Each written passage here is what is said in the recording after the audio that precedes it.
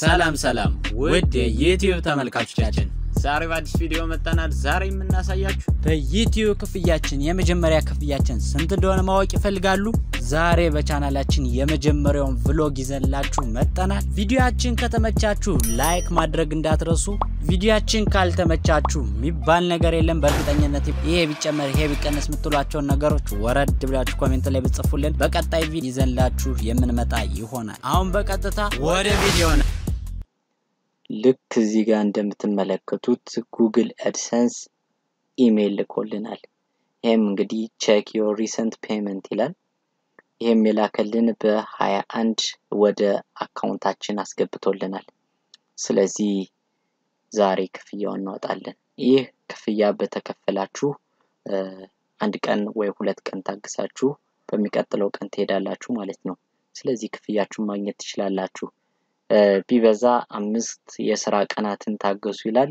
ከ5 የሥራ ቀናት በላይ ካለፈባችሁ ግን በቀጥታ ሄዳችሁ ጉግል adsense ላይ ሪፖርት ማድረግ አለባችሁ ማለት ነው።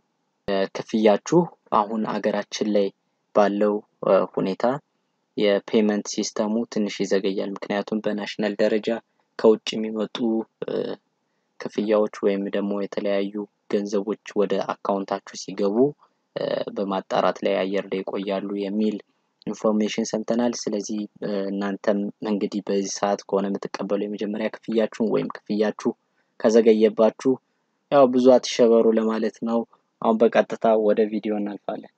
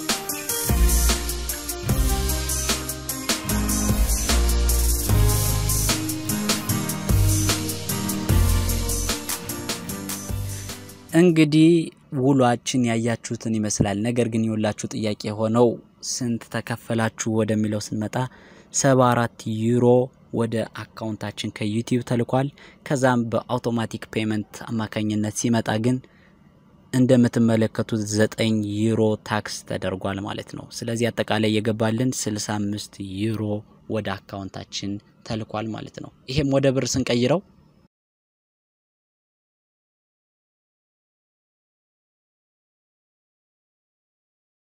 1 ዩሮ 53 ብር ስለሆነ 65ቱ 3495 ብር ተከፍሎናል የዛሬው ቪዲዮ ያያችሁትን ይመስል ነበር ለቻናላችን አዲስ ከሆኑ ሰብስክራይብ ማድረጉ እንዳይረሱ እንዲሁም ቪዲዮአችን ከተመቻችሁ ላይክ ማድረጉን እንዳይረሱ በቀጣይ በአዲስ ማማረ ቪዲዮ እስክንገናኝ ድረስ ቻው